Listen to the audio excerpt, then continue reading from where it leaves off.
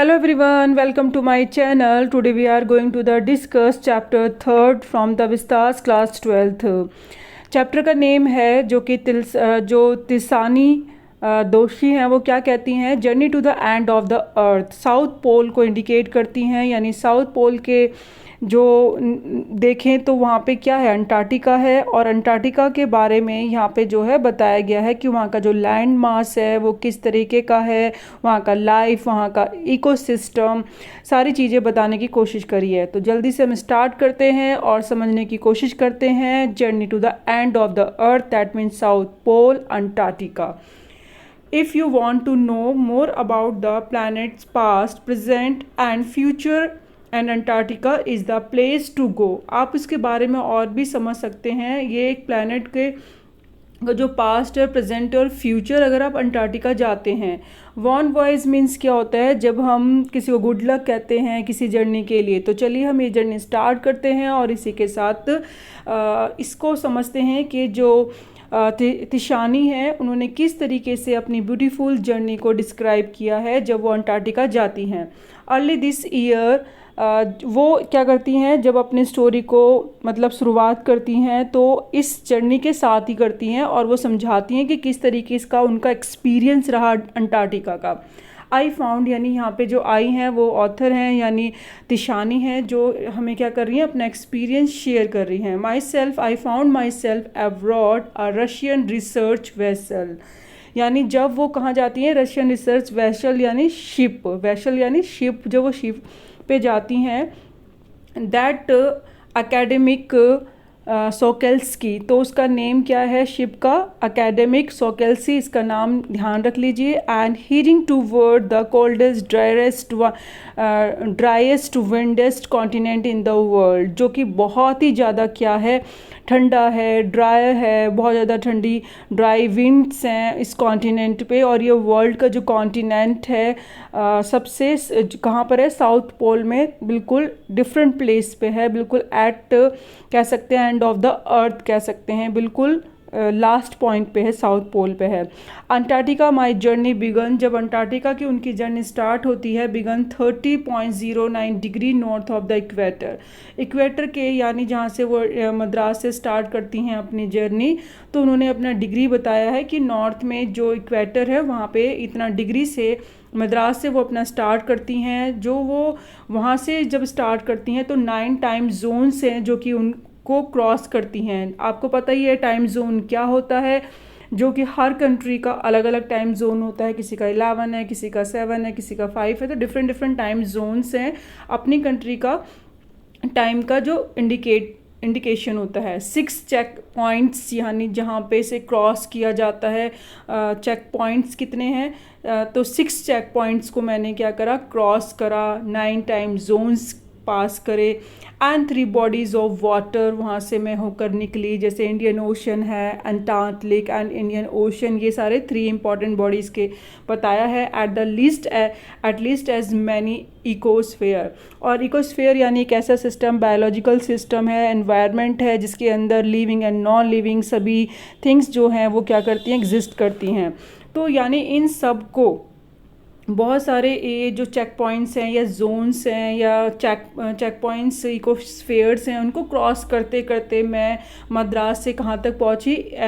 Antarctica तक पहुँची। तो ये अपना एक पूरा एक जर्नी को डिस्क्राइब किया है यहाँ पे ऑथर ने, यानी जो वो कहती हैं कि इस तरीके से मेरी स्टार्टिंग हुई और कहाँ तक। By the time I actually set foot on the Antarctic continent, Antarctic, जब तक मैं उस अंटार्कटिक मतलब कॉन्टिनेंट में पैर रखती या वहाँ पे पहुँचती, उससे पहले I had been travelling over 100 hours in combination of a car,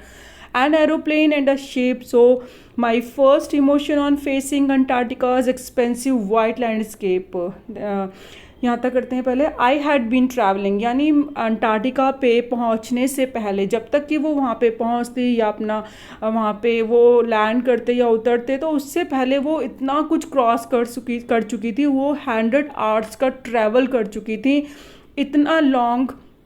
जो ट्रैवल था वो क्रॉस करके आई हैं। यानी क्या क्या किस किस पे भी, चाहे उन्होंने ट्रैवल किया हो, चाहे कार से, चाहे एरोप्लेन से एंड शिप से, तो अलग अलग तरीके से वो वहाँ तक पहुँची हैं ट्रैवल करते हुए, और मिनिमम मैक्सिमम उनको मैक्सिमाइज उनको 100 आवर्स लगे हैं। So my first emotion on facing Antarctica's expensive white landscape, उनका फर्स्ट जो एक्सपीरियंस था, वहाँ की जो ब्यूटी डिस्क्राइब करी है, बहुत ज़्यादा एक्सपेंसिव वाइट लैंडस्केप, वहाँ पे सिर्फ वाइट वाइट वाइट है surrounding, and uninterrupted blue horizon was relief. और वहाँ पे जैसे कि आप देखते हैं लैंड और जो स्काई है, एक ऐसी बाउंड्री होती है जो दोनों को टच करते हुए दिखाई देती है, मतलब दूर तक जहाँ तक हमारी साइड जाती है, हम विजुअल करते हैं तो हमें क्या दिखता है, स्काई और लैंड को मतलब टच होते हुए दिखाई देता है। तो मतलब दूर तक सिर्फ लैंडस्केप है और ब्लू हराइजन है, यानी वो लाइन टच करते हुए, जो कि बहुत ज़्यादा रिलीफ देती है। And followed up with an immediate and profound wonder, और ये ऐसा लगता है जैसे कि बहुत ही ज़्यादा प्रोफाउंड वंडर है, यानी इतना ज़्यादा हमें मतलब उसको डीप इम्पैक्ट है, बहुत ज़्यादा वंडर है जब अगर उसको देखते हैं। तो जब वो उसको देखती है वो बहुत ज़्यादा वंडर लगता है। वंडर व्हाट, यानी वंडर एट इट्स इमेंसिटी, उसकी जो बहुत ज़्यादा इमेंसिटी है और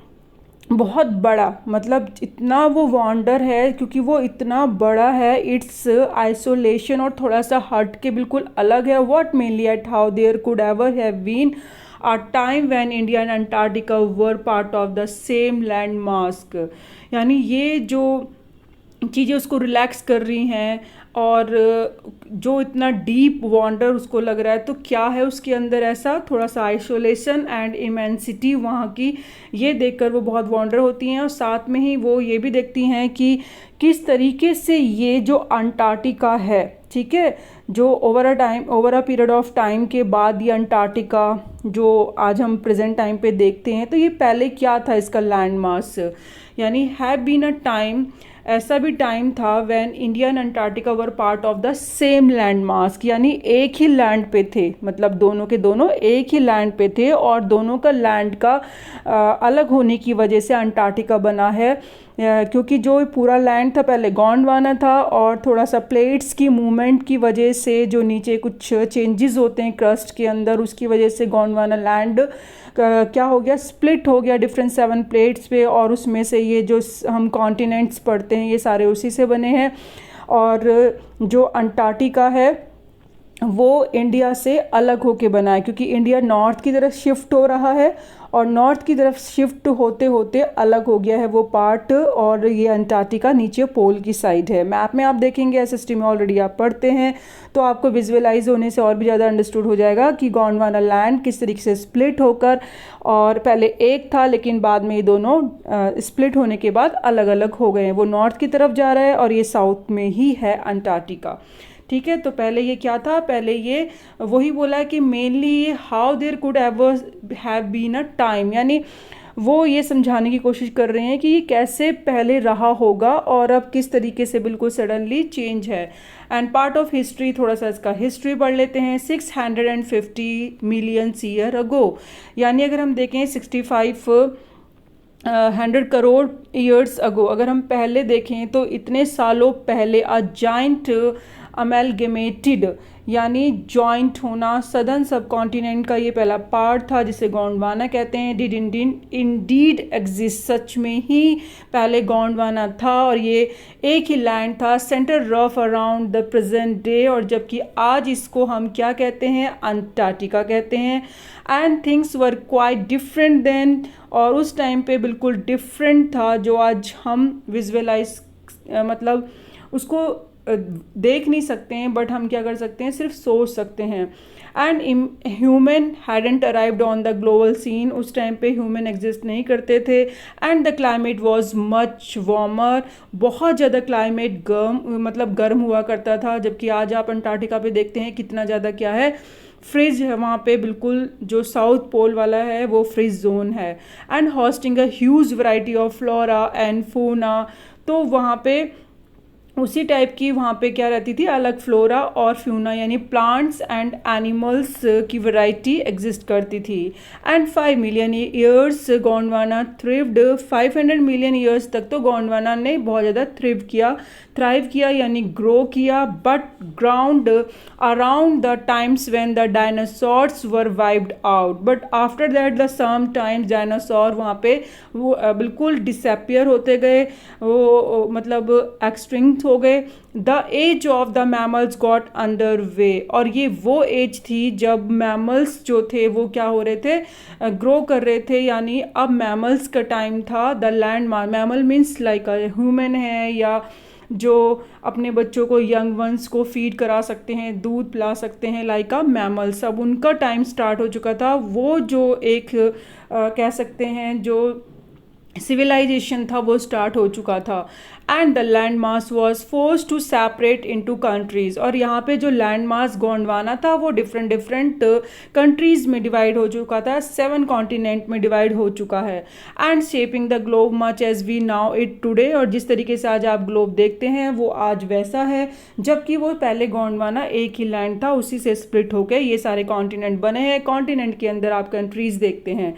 and now to visit Antarctica now is to be a part of the history, अगर आप अंटार्कटिका का विजिट करते हैं जैसे कि अभी वो कर रही हैं, उन्होंने किया है, to be a part of that history, तो आप भी उस हिस्ट्री का एक पार्ट बनेंगे, वहाँ को समझेंगे कि किस तरीके की वहाँ हिस्ट्री रही है। भाई आप उसको रियल विज़न देखेंगे तो विजुअलाइज करेंगे, वो डिफरेंट आपका एक्सपीरियंस रहेगा, क्योंकि अगर आप उस चीज़ को जब तक नहीं देखेंगे वो चीज़ आपका एक्सपीरियंस थोड़ा सा डिफरेंट है। तो यहाँ पे वो जो विजुअलाइज कर रही हैं तो वो कह रही हैं, जो ऑथर हैं तिशानी, वो कहती हैं कि जब मैं वहाँ पे विज़िट करी तो मैं भी उसका एक पार्ट बनी, यानी हिस्ट्री मुझे भी समझ आई वहाँ का कैसे हिस्ट्री रहा। टू गेट अ ग्रास्प, यानी ग्रास्प मीन्स होता है गेट एन आइडिया, और वर वीव कम फ्रॉम, यानी मुझे वो आइडिया पता चला उसकी हिस्ट्री से कि हम कहाँ से आए हैं, where we could possibly we heading, और हम कहाँ जा सकते हैं, यानी पास्ट और फ्यूचर के बारे में हमें पता चलता है जब अंटार्कटिका विजिट करते हैं या हम उसका पार्ट बनते हैं। It's to understand the significance of Cordilleran folds and pre Cambrians granite shields ozone and carbon. यहाँ है कि जो एक सिग्निफिकेंट है, इसकी सबसे ज़्यादा इम्पॉर्टेंट क्या है, ये है कि किस तरीके से यहाँ पे जो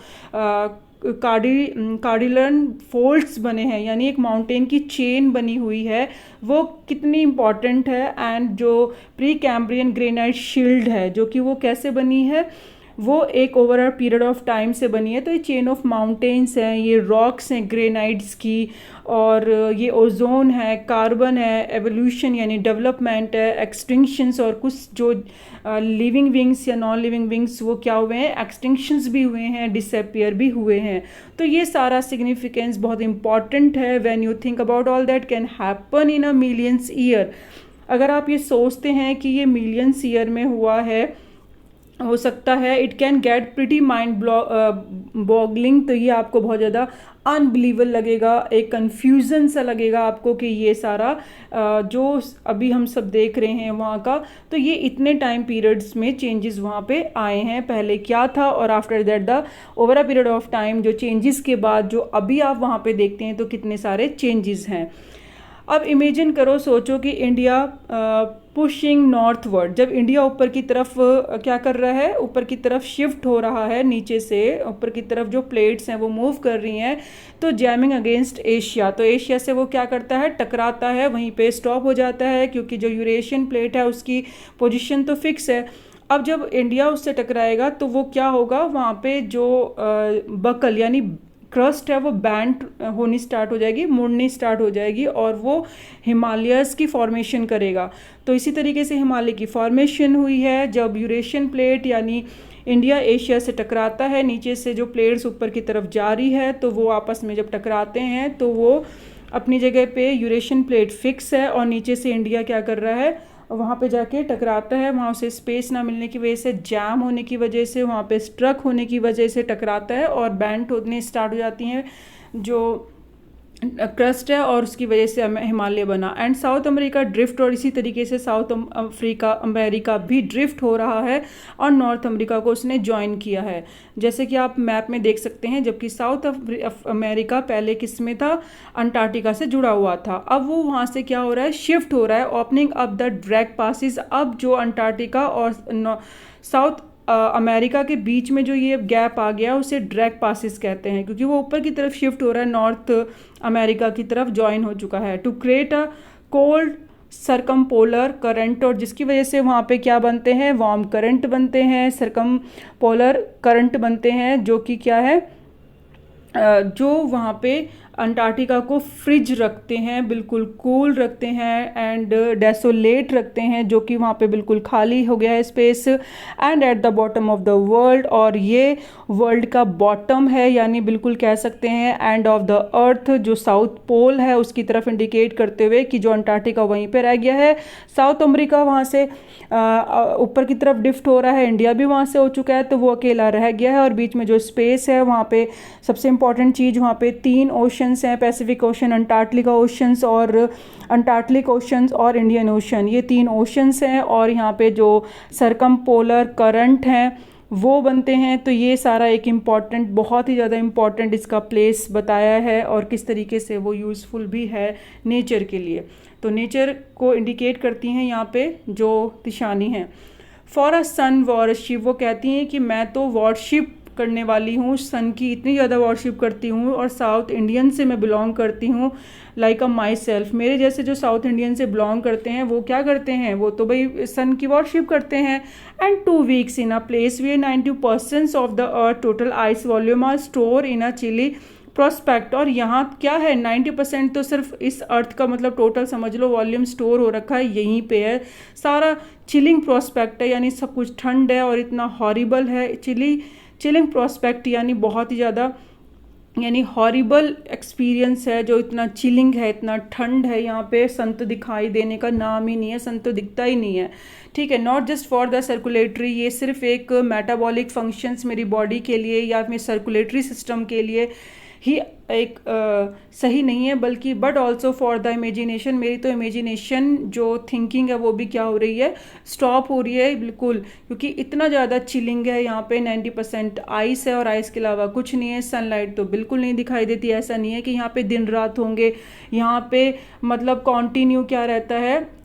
वो रहता है मतलब विदाउट सन यहाँ पे है, कोई सनलाइट नहीं है। और यहाँ पे टोटली बिल्कुल ये फ्रीज जोन है, जहाँ पे भी आपको क्या मिलेगा, सिर्फ ठंड ही ठंड मिलेगी और आइस आइस मिलेगी। It's like a walking into a giant ping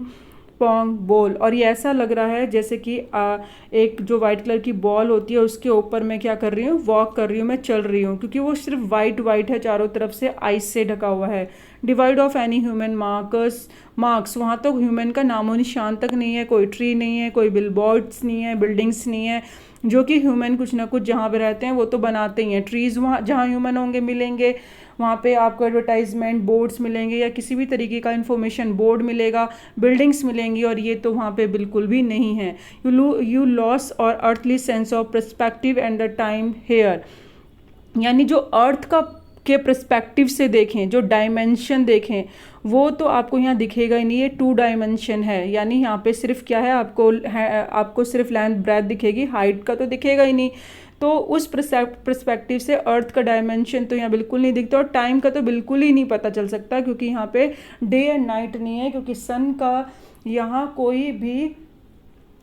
वो नहीं है कि भाई कल अभी हमें 24 आवर्स बाद फिर सन दिखाई देगा, नहीं। यहाँ पे लॉन्ग टाइम तक क्या रहता है, विदाउट सन जो नेचर है वो है। The visual scale ranges from the microscopic to the mighty, यहाँ पे छोटे से लेके छोटे जीव से आपको विजुअल होंगे, देखने को मिलेंगे, माइटी तक, यानी छोटे से लेके बड़े तक जीव जंतु सब दिखाई देंगे।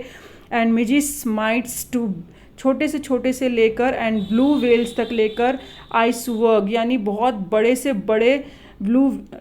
वेल्स तक आपको नज़र आएंगे, और बड़े बड़े आइसवर्ग दिखाई देंगे, यानी जो वहाँ पे लिविंग क्रिएचर है वो आपको छोटे से लेके बड़े तक सारे क्रिएचर्स दिखाई देंगे। और अगर आइसवर्ग की भी बात करें तो वो भी इतने बड़े बड़े हैं, जैसे कि मानो जो सबसे ज़्यादा साइज़ यहाँ पे रिकॉर्ड किया गया था बेल्जियम कि एक जो यहाँ पे है आइसबर्ग, उसका जो साइज़ है वो कितना है, बेल्जियम की कंट्री के बराबर, जो सबसे लार्जेस्ट आइसबर्ग यहाँ पे है। And days go on and on and on in sir real 24 hours astral summer light. यहाँ पे जो दिन है वो ही रहता है चलता रहता है। एंड अनबिलीवेबल, आपको विश्वास नहीं होगा कि जो समर लाइट है, यानी जो सदन का समर लाइट है, एंड यूबिक्विटस साइलेंस, यानी हर जगह आपको साइलेंट मिलेगा, और जो दिन है वो ही चलता जा रहा है, और जो आप सोचेंगे जो कि अनबिलीवेबल है ये सारा का सारा।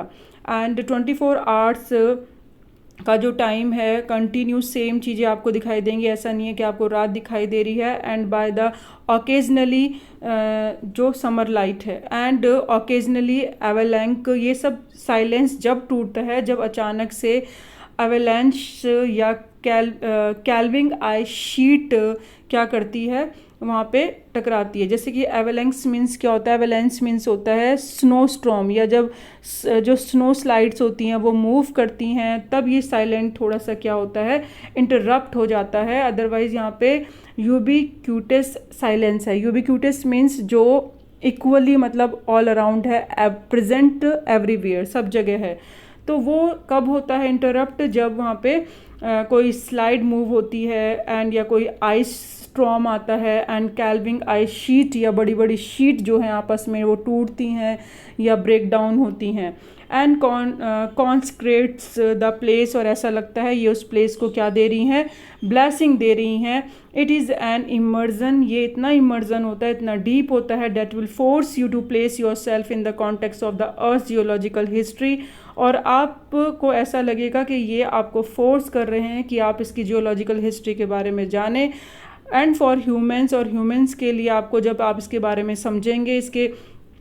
पास्ट को या अभी प्रेजेंट को समझेंगे या फ्यूचर को, तो आपको पता चलेगा वहाँ पे प्रोग्नोसिस इजेंट गुड, यानी अगर आप ह्यूमन का जो फ्यूचर है यहाँ पे बिल्कुल भी सही नहीं है। यहाँ जो नेचर, क्योंकि अब क्या है, चेंज होता जा रहा है ह्यूमन की वजह से, तो इजेंट गुड, ये ज़्यादा अच्छा नहीं है। नेचुरल जो चीज़ें हैं वो क्या हो रही हैं, इंटरप्ट हो रही है, डिस्टर्ब हो रही हैं ह्यूमन एक्टिविटीज़ की वजह से। और जबकि अंटार्कटिका अपने आप में ही एक हमारे लिए ब्लेसिंग है, और वहाँ के जो क्रिएचर हैं बहुत ज़्यादा इम्पॉर्टेंट हैं सर्वाइव करने के लिए इकोसिस्टम के अंदर, जो एक फूड चेन बनती है। Human civilizations have been around for a paltry 12,000 year. Human civilisation जो सिर्फ स्टार्ट हुआ है 12,000 ईयर्स पहले से स्टार्ट हुआ है, जबकि आपको पता है जो कि ये 650 मिलियन ईयर अगो इसकी जो कॉन्टिनेंट की थी, सदर्न कॉन्टिनेंट की, वो हिस्ट्री स्टार्ट हो चुकी थी। बट देखो ह्यूमन का जो इसमें रोल है बहुत बाद में आया है, वो बहुत बाद में इसमें आया। यानी आप देख सकते हैं कि few second on the geological clock, अगर जियोलॉजिकल क्लॉक से समझे तो कुछ ही सेकंड की बात है। और ह्यूमन सिविलाइजेशन बहुत ही ज़्यादा इतना इनसिग्निफिकेंट है, यानी पैल्ट्री है, इतना इनसिग्निफिकेंटली रोल है भी उसका उसमें। In that short amount of time we manage to create quite a ruckus and edging to dominance over nature with our village, town, cities and mega cities. और हमने क्या करा है, इतने छोटे से टाइम में ही देखो पूरा डिस्टर्ब कर दिया है, पूरा तहलका मचा दिया है, हंगामा कर दिया है, और बहुत ही ज़्यादा हमने क्या कर दिए हैं, अपने वहाँ पे मार्किंग कर दी है, अपना प्रिंट छोड़ दिया है। कैसे? अपना डोमिनेंस दिखाने के लिए नेचर पर हमने villages, town, cities, mega cities बना दी हैं, और पूरा नेचर जो छोटे से टाइम पे ही है हमने पूरा डिस्टर्ब कर दिया है। And the rapid increase of human population has left as the battling with the other species for limited resources. और किस तरीके से जितनी तेज़ी से ह्यूमन पॉपुलेशन बढ़ रही है, सभी आपस में बैटलिंग कर रहे हैं, सारी स्पीसीज़ बैटलिंग कर रही हैं अपने आप को सर्वाइव करने में, एंड एक दूसरे के खुद ही एनिमीज़ बन चुके हैं। कोई किसी को के लिए इतना ज़्यादा सपोर्टिंग नहीं हो पा रहा है, चाहे ह्यूमन है, प्लांट्स और एनिमल्स का जो एक सिस्टम होता है वो डिस्टर्ब हो चुका है। एंड अनमिटिगेटेड, यानी जो हम विदाउट स्टॉपिंग जो रिसोर्सेज को यूज़ कर रहे हैं, लाइक फॉसिल फ्यूल्स जिस तरीके से बर्न कर रहे हैं, now created a blanket of carbon dioxide, जिसकी वजह से पूरे वर्ल्ड में एक कार्बन का एक ब्लैंकेट बन चुका है and surely increasing the average global temperature, जिसकी वजह से टेम्परेचर इंक्रीज होता जा रहा है। Climate change is one of the most hotly contest environmental debates of our time. और हमारे टाइम में, आज के टाइम में तो क्लाइमेट चेंज एक इतना ज़्यादा इम्पॉर्टेंट क्वेश्चन बन गया, एक हॉट क्वेश्चन बन चुका है। एनवायरमेंट डिबेट इतनी ज़्यादा जब भी होती है तो उसमें क्लाइमेट चेंज का क्वेश्चन होना तो है ही है। Will the West Antarctic ice sheet melt entirely, क्या वहाँ की जो शीट्स हैं मेल्ट हो जाएंगी सारी की सारी अंटार्कटिका की। And will the Gulf Stream ocean current we disturb, और जो गल्फ स्ट्रीम है, ओशन करंट है, वो डिस्टर्ब हो जाएगा। गल्फ स्ट्रीम मीन्स जहाँ पे ओशन करंट है और वार्म करंट है, मैक्सिको से लेकर अंटार्कटिका का जो पूरा ओशन करंट है वो क्या हो जाएंगे, डिस्टर्ब हो जाएंगे। Will it be the end of the world as we know it, जैसे कि हमें पता है कि फिर क्या वर्ल्ड का एंड आ जाएगा। मे बी नॉट, हो भी सकता है और हो भी नहीं।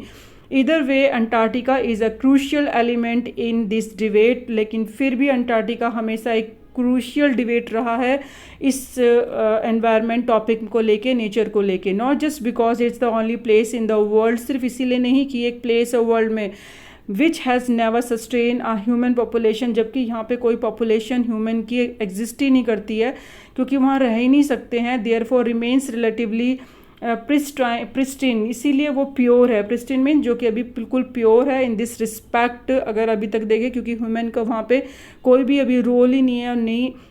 होने की वजह से वो बिल्कुल अनटच है ह्यूमन से और बिल्कुल प्योर है। मोर इम्पॉर्टेंटली, सबसे ज़्यादा इंपॉर्टेंट ये है because it holds in its ice course 500 million year old carbon records trapped in its layers of ice, और उसकी आइस कोर्स के नीचे यानी 500 मिलियन यानी 5 लाख पहले का जो रिकॉर्ड है, ठीक है, वो सारी लेयर्स में अभी है, ट्रैप्ड है, क्योंकि वो अनटच्ड है। ह्यूमन ने वहाँ पे कोई भी सिविलाइजेशन नहीं किया है, जिसकी वजह से सारे रिकॉर्ड्स हैं कार्बन के। If one want to study and examine the earth past, अगर हमें अर्थ के पास्ट की वहाँ से स्टडी करनी है तो present future we can the do easily, हम उसको कर सकते हैं। And Antarctica is the place to go, और वो एक ऐसा प्लेस है जिसमें कि आप जाते हैं। और student on ice, the program I was working with on the Sokolsky aims to do exactly this by taking high school students to the end of the world and providing them with inspiring educational opportunity which will help them foster a new understanding the respect for our planet। यानी जिस तरीके से हम Antarctica जा सकते हैं और इससे हम एग्ज़ामिन कर सकते हैं वहाँ के पास्ट को। और स्टूडेंट ऑन आइस जो कि एक किसका नाम है, प्रोग्राम का नेम है, और इस प्रोग्राम के थ्रू जो क्या काम है इसका, जो इस प्रोग्राम के थ्रू जो वहाँ पे मेन एम है एग्जैक्टली यही है कि जो हाई स्कूल के स्टूडेंट्स हैं उनको यहाँ पे ले जाना, यानी एंड ऑफ द वर्ल्ड यानी अंटार्कटिका पे ले जाना।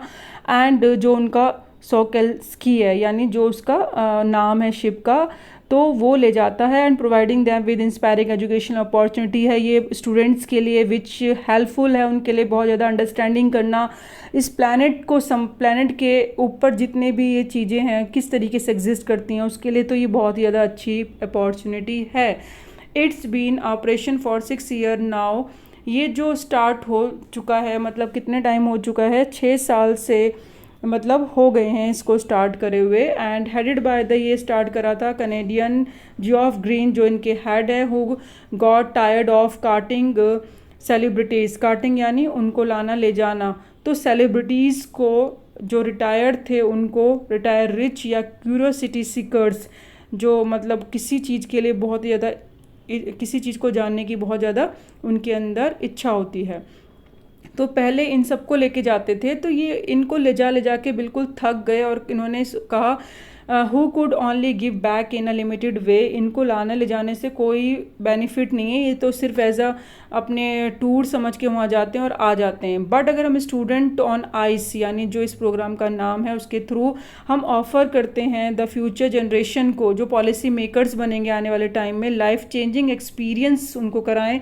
तो an age when they are ready to observe, learn and most and importantly act,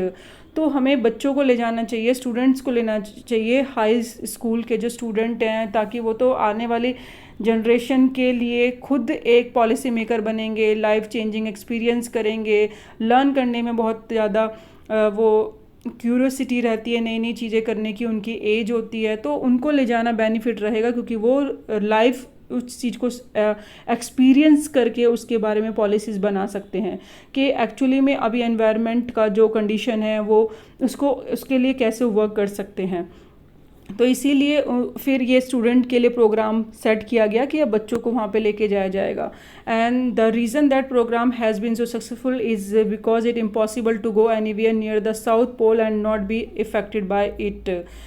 इसीलिए ये जो प्रोग्राम है, मतलब प्रोग्राम का नेम क्या है, स्टूडेंट ऑन आइस, बहुत सक्सेसफुल है। और बिकॉज ये इम्पॉसिबल है कि आप वहाँ जाओ और उससे प्रभावित ना हो, इफेक्टेड ना हो, क्योंकि वो प्लेस ही ऐसा है। It is easy to be blast about polar ice caps melting while sitting in the comfort zone of our respective latitude and longitude. Blast means क्या होता है, जब हम बिल्कुल कोई वो नहीं होता, मतलब फ्री टेंशन होते हैं, कोई ज़्यादा हम उसको लाइटली लेते हैं, ठीक है, टेंशन ना होना, हम उसको कोई ज़्यादा सीरियस नहीं लेते हैं। It easy to be blast about polar ice caps, हम बहुत ही ज़्यादा ईजी लेते हैं कि ठीक है आइस मेल्ट हो रही है तो क्या हुआ, अपने घर में जो बैठ के ये कंफर्ट जोन में हम सोचते हैं। अपना लैटिट्यूड लॉन्जिट्यूड मीन्स जहाँ पे एक लोकेशन होती है हमारे घर की, यानी अपने घर पे बैठ के तो हम ये बड़ा अच्छे से सोच लेते हैं तो क्या हुआ अगर ये चेंजेस हो रहे हैं। But when you can visibly see glaciers retreating and ice slabs collapsing, लेकिन जब आप रियल में देखेंगे किस तरीके से वो टूट रहे हैं ग्लेशियर और किस तरीके से बिल्कुल सारा कुछ कोलैप्स हो रहा है, ख़त्म हो रहा है, you begin to realise that the threat of global warming is very real. और तब आपको एहसास होगा कि कितना ज़्यादा ये हमारे एनवायरनमेंट के लिए, ग्लोबल वार्मिंग के लिए डेंजर है, क्योंकि वो एक नेचुरल गॉड गिफ्टेड चीज़ें हैं और जो हमें प्रोटेक्ट कर रही हैं ह्यूमन लाइफ के लिए बहुत ज़रूरी है। और वो ही नहीं होंगी तो आप सर्वाइव नहीं करेंगे, क्योंकि साइंटिस्ट ने ये कह भी दिया है कि अगर एक और छेद हो गया यूवी रेज जो आती हैं और उसको प्रोटेक्ट करती है, जो हमारी ग्लोबल वार्मिंग की वजह से जो क्या हो रहा है ओजोन लेयर, उसमें अगर एक और होल हो गया तो उससे आने वाली जो रेज़ हैं उससे क्या होगा, लाइफ के लिए बहुत ज़्यादा सही नहीं होगा ये रेज़ जो हैं, तो वो बहुत ज़्यादा प्रोटेक्टिव होना चाहिए। क्योंकि जो अंटार्कटिका है जो कि एक नेचुरल ब्यूटी बनी हुई है वो सबसे पहले इफेक्टिव होगी और भी ज़्यादा इफेक्टिव होगी Antarctica because of her simple ecosystem. ये दो चीज़ों के लिए जाना जाता है, एक तो पहला ये सिंपल इकोसिस्टम है and lack of biodiversity, और यहाँ पे बहुत ही ज़्यादा जो डाइवर्सिटी है वो लैक ऑफ बायोडाइवर्सिटी है, यानी यहाँ पे आपको जो पेड़ पौधे मिलेंगे उसकी इतनी वैरायटी नहीं है। It's the perfect place to the study, but ये स्टडी करने का प्लेस बिल्कुल परफेक्ट है। हाउ लिटिल आर चेंजेस, किस तरीके से छोटे छोटे चेंजेस हो रहे हैं, and in the environment can have big repercussions, यानी जो कॉन्सिक्वेंसेस हैं, जो परिणाम हैं वो एनवायरनमेंट पे क्या हो रहा है चेंजेस की वजह से। And take the microscopic and phytoplankton, यानी जो ये पौधे का नाम है, ग्रास का नेम है, और ये कार्बन को ऑब्जर्व करता है। ये बहुत छोटा छोटा होता है, आप नेक्ड आई से देख भी नहीं पाएंगे। Those grasses of the see that nourish and sustain the entire southern ocean food chain, और ये बहुत इंपॉर्टेंट रोल प्ले करती है नरिश और सस्टेन बनाने में पूरे सदर्न के फूड चेन को। इस पौधे का, इस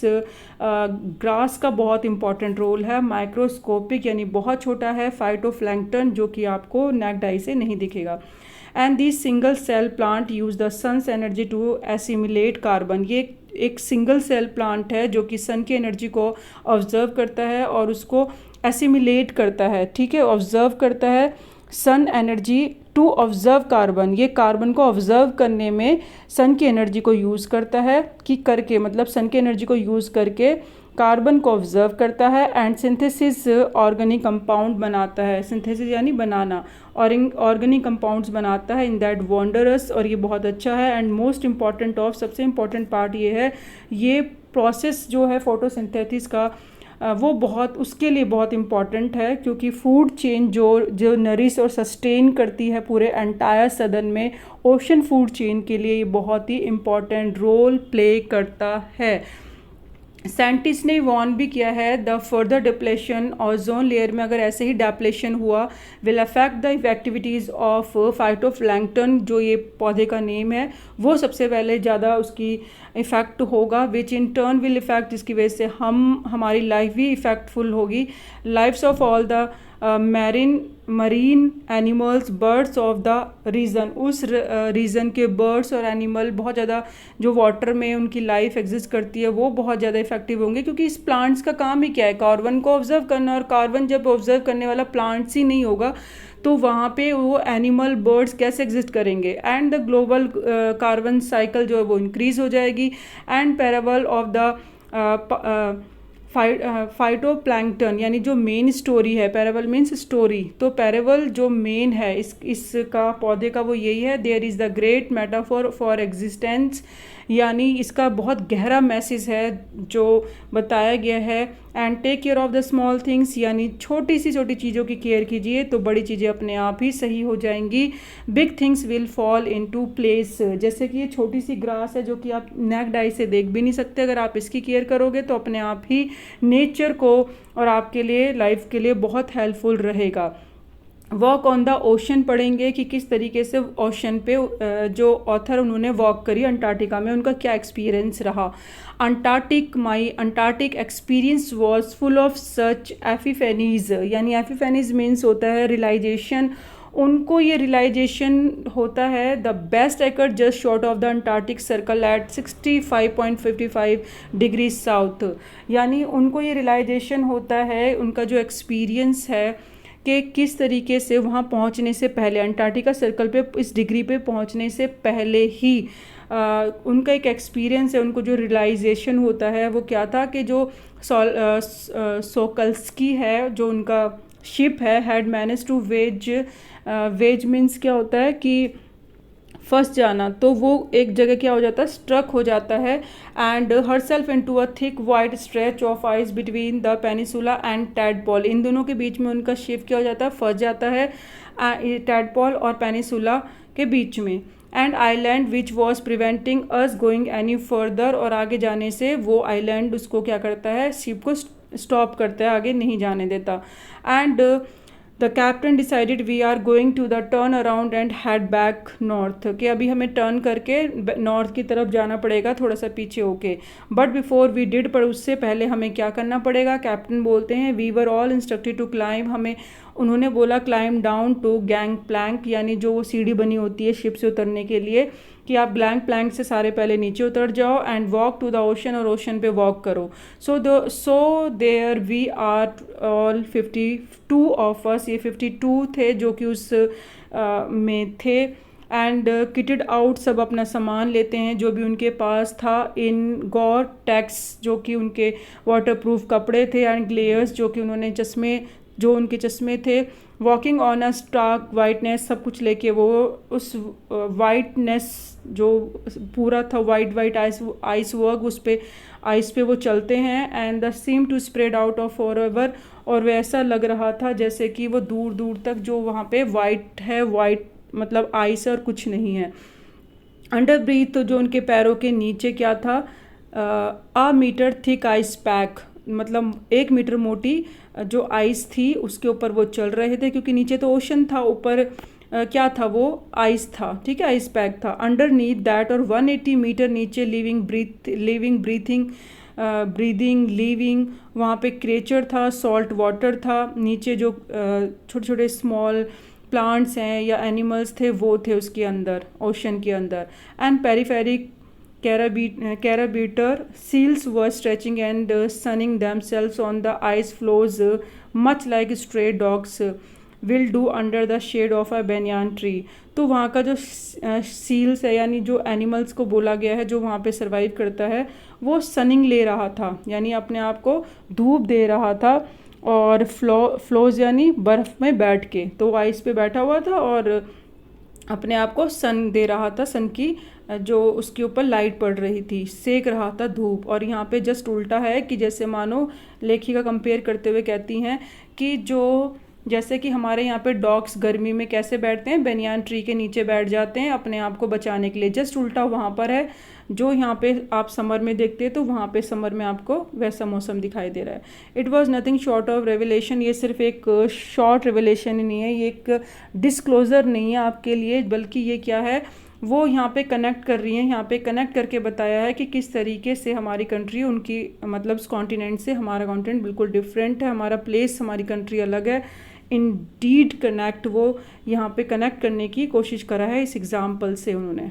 लेखिका ने। एंड वो कहती हैं मैंने इसको ट्रैवलिंग करते वक्त 9 टाइम जोन्स पास करे हैं, 6 चेक पॉइंट्स पास करे, 3 वाटर बॉडीज़ पास करी हैं, मैनी इकोस्फीयर पास करें हैं। And later I was still wondering about the beauty of balance in play on our planet, और जब जाके उन्होंने इस ब्यूटी को देखा है, कितनी वो ब्यूटी है और उसकी बैलेंस को देखा है, प्ले एन इम्पॉर्टेंट, और कितना उसकी जो बैलेंस है ब्यूटी का वो एक इम्पॉर्टेंट रोल प्ले करती है हमारे प्लानट के लिए। How would it be if Antarctica were to be the warm place that it once use to be, क्या होगा कि वो दोबारा गर्म हो जाए, क्या हम उसको यूज़ कर पाएंगे। Will be around to see it all, would be have gone to the way of the dinosaurs, mammoth and woolly, और राइनोस, यानी इनकी तरह कहीं हम भी मतलब इस पृथ्वी से डिसअपियर ना हो जाएं जब तक, क्योंकि जिस तरीके से ग्लोबल वार्मिंग हो रही है और वार्म हो रहा है, तो अगर ये वार्मर प्लेस बन गया तो क्या हम एग्जिस्ट करेंगे। वाटर आफ्टर स्पेंडिंग 2 वीक्स, वहाँ पे 2 वीक्स स्पेंडिंग करने के बाद वो जो पूरा बंच था टीनेजर का, who still have the idealism to save the world, जो कि वहाँ से उन्होंने क्या लिया है, एक आइडिया लिया है कि किस तरीके से हम इसको सेव कर सकते हैं। And it all I can say is that a lot of can happen in a millions years, और हम ये कह सकते हैं कि इसे होने में सब सिचुएशन को मिलियन ईयर्स लगे हैं। तो चेंजेस जो हैं वो एक दिन में नहीं हो सकते, but met a difference a day makes, तो एक दिन में पॉसिबल नहीं है कुछ भी चेंज होना। इस जैसे कि ये सारा जो सिस्टम चेंज हुआ है, इनको बनने में मिलियंस ईयर, जो एनवायरनमेंट है उसको चेंज होने में मिलियंस ईयर लगे हैं। तो यही ये लेसन फिनिश होता है, और इसमें लेखिका पूरा अपना ट्रैवलिंग बताती हैं, अंटार्कटिका का जो एनवायरनमेंट है और किस तरीके से इफ़ेक्ट हो चुका है, और अपना कंसर्न वो यहाँ पे दिखा रही हैं, ह्यूमन को एक समझाने की ट्राई कर रही हैं कि हमें अपनी ह्यूमन एक्टिविटीज़ को कंट्रोल करना चाहिए, अदरवाइज़ हमारी लाइफ भी यहाँ पे जो अभी सर्वाइव कर रही है वो डिसअपियर हो जाएगी, एक्सटिंक्ट हो जाएगी, और हम यहाँ पे इस एनवायरनमेंट के साथ कंफर्ट जोन में नहीं रह पाएंगे। Thank you so much, keep watching, keep learning.